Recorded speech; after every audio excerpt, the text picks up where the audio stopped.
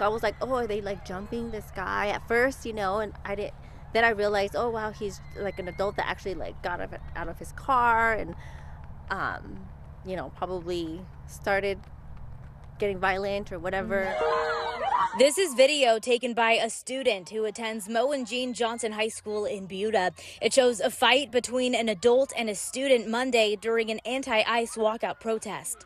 A full-grown adult on a young high school girl is a lot of power to overthrow, and so it took enough people around finally to get him off of her.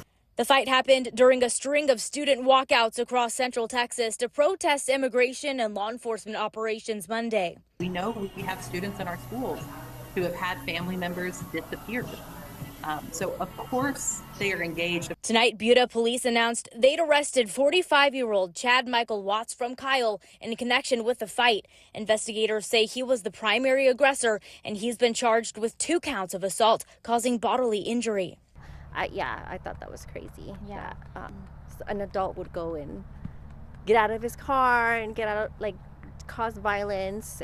CBS Austin reached out to Governor Greg Abbott's office for a statement on this incident. His team referred us to this ex-post the governor made about 2 students being arrested during a walkout protest in Kyle Monday. He writes, disruptive walkouts allowed by schools lead to just this kind of chaos. Schools and staff who allow this behavior should be treated as co-conspirators and should not be immune for criminal behavior. This afternoon, the Texas Education Agency released guidelines on student walkouts, noting students must be marked absent and schools risk losing daily attendance funding if they allow or encourage students to walk out of class. I really want to call on Governor Abbott to help turn down the volume and instead of attacking these protesters, emphasize that it is everyone's right to speak their voice and no one should be harassing someone else for their political engagement. Hays County Judge Ruben Becerra says an investigation is underway by the Hays County District Attorney's Office. In a statement, they say no matter one's political views, an adult bears a clear responsibility to exercise restraint, especially in the presence of children. Yeah, I thought that was so crazy, like an adult would do that to kids out there. Hundreds of Lafayette Jefferson High School students showing their support for immigrants, standing in solidarity against Immigrations and Customs Enforcement, also known as ICE. No more ICE! No more ICE! Students marched around the high school multiple times, hoping to make their voices heard. I'm missing my lessons to teach you one. This is a peaceful protest to try to teach people that we truly care about these people. Lafayette Jefferson High School is well known for its diverse population, many students proudly coming from immigrant families.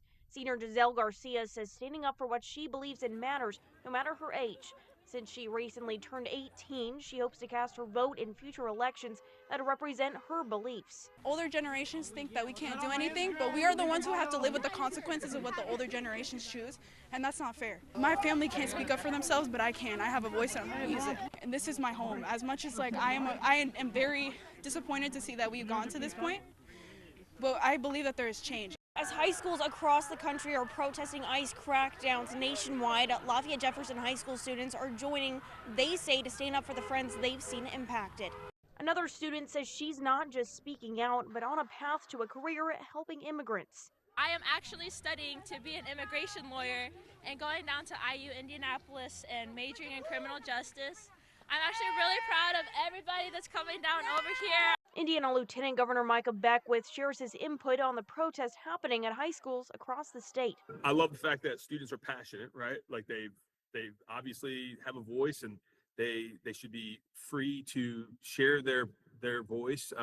The question though becomes is it appropriate that they do it during school hours? But we see a lot of schools that are really just saying, well, we don't have a choice. We gotta let them do it. And I just disagree with that.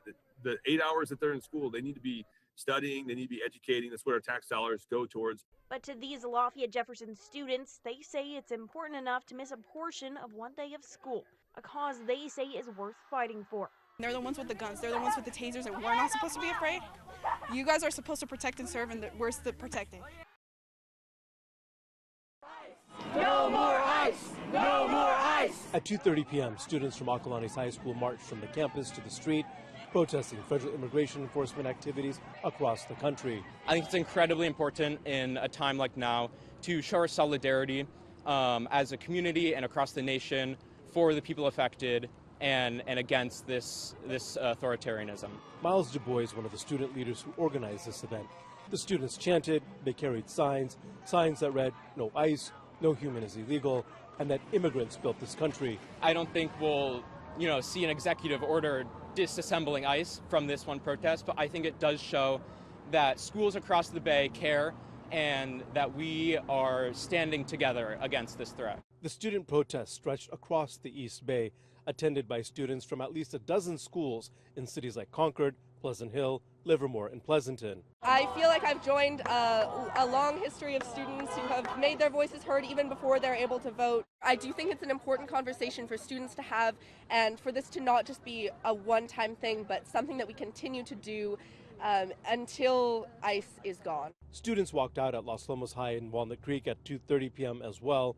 Earlier in the day, around lunchtime, they marched at Miramonte High in Orinda and also in schools in Hayward and Fremont. In Oakland, students at Head Royce marched from their campus on Lincoln Avenue to Highway 13, where they held signs along the overpass.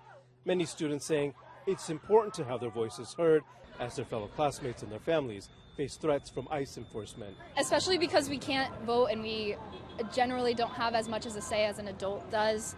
We really just want them to feel our outrage and to understand that we are the future of the world that they are creating right now, and we want to make sure that they know that we do not stand for this injustice.